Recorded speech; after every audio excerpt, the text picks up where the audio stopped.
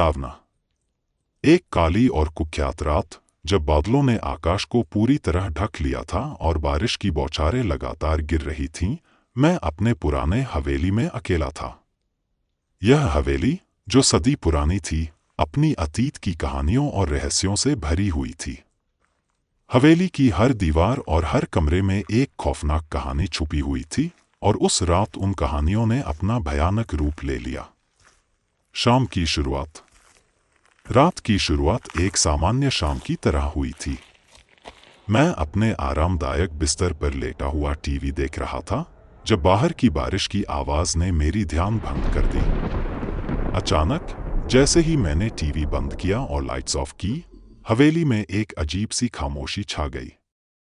हवेली का हर कोना और हर दीवार, जो सदी पुरानी लकड़ी से बनी हुई थी, अब अजीब अजीब आवाज़ें करने लगी थी। हवा के चलने से पुरानी दीवारों की दरारें और तख्ते और भी ज्यादा चरचरा रहे थे, जिससे डर का एक नया स्तर पैदा हो रहा था। भयानक आवाज़। बिस्तर पर लेटे हुए मैं खुद को शांत करने की कोशिश कर रहा था, लेकिन तभी एक अजीब सी आवाज़ सुनाई दी, धीरे धीरे चलने की, जो हॉलवे से आ रही थी। शुरू में मैंने सोचा कि यह हवाओं या घर के पुराने फर्श की आवाज़ हो सकती है, लेकिन आवाज़ धीरे धीरे मेरे कमरे के पास आ रही थी और उसकी गूंज इतनी भयावह हो गई कि हर छाया और हलचल अब और भी खौफनाक लगने लगी। आवाज़ इतनी साफ और साफ महसूस हो रही थी कि ऐसा लग रहा था जैसे कोई मेरे कमरे में चल रहा हो। बिस्तर पर लेटे हुए मैं चुपचाप सुनने की कोशिश कर रहा था, और जैसे जैसे आवाज़ पास आती गई, मेरा दिल तेजी से धड़कने लगा। मेरी सांसें थम गईं और मैंने कमरे की ओर देखा, जहां की अंधेरे में सिर्फ छायाएं ही दिखाई दे रही थी। भूतिया आवाज़ का एहसास। फिर अचानक एक भारी और डरावना क्रैश की आवाज़ आई, जो सीधे अगले कमरे से थी। मैं डर के मारे कांपते हुए उस कमरे की ओर दौड़ा और देखा कि एक पुरानी धूल से भरी चादर जमीन पर फैली हुई थी। चादर का गिरना इतना अचानक और सटीक था कि ऐसा लग रहा था जैसे किसी ने जानबूझकर इसे गिराया हो।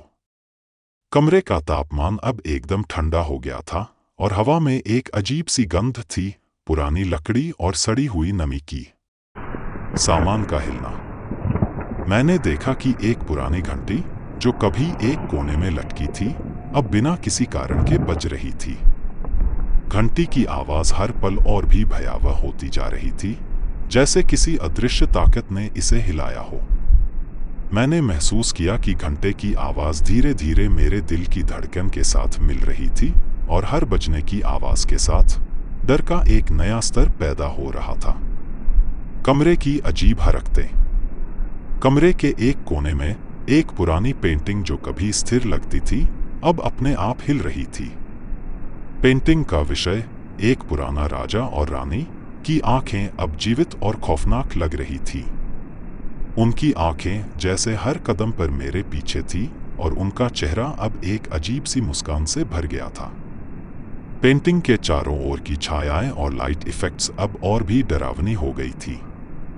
मैंने देखा कि दीवारों पर अजीब से निशान और पैटर्न बन रहे थे, जैसे कुछ अदृश्य ताकतें उन्हें बना रही हों।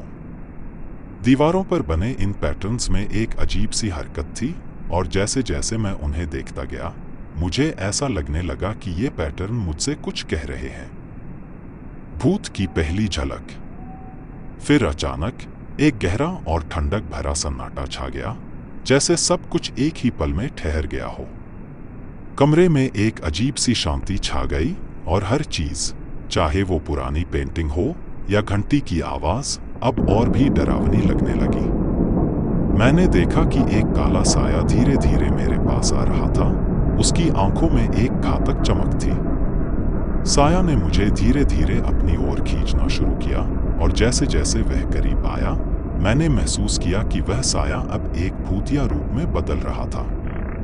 भूत की उपस्थिति इतनी भयावह थी कि उसके आसपास की हवा भी ठंडी हो गई थी। भूत का खौफनाक चेहरा। भूत के चेहरे पर एक शैतानी मुस्कान थी, और उसकी आंखों में एक क्रूर संतोष था। उसने अपने हाथ में एक पुराना और धारदार चाकू थाम रखा था, जो चांदनी की हल्की रोशनी में चमक रहा था। चाकू की धार इतनी तेज थी कि उसकी चमक से ही मेरे दिल में डर की एक लहर दौड़ गई। जैसे ही भूत मेरे करीब आया, मैंने असहनीय दर्द महसूस किया। भूत ने अपनी चाकू को मेरे पेट में घुसा दिया और हर एक पल का दर्द इतना तीव्र था कि मेरा शरीर कांपने लगा। दर्द की तीव्रता ने मुझे पूरी तरह से तोड़ दिया था।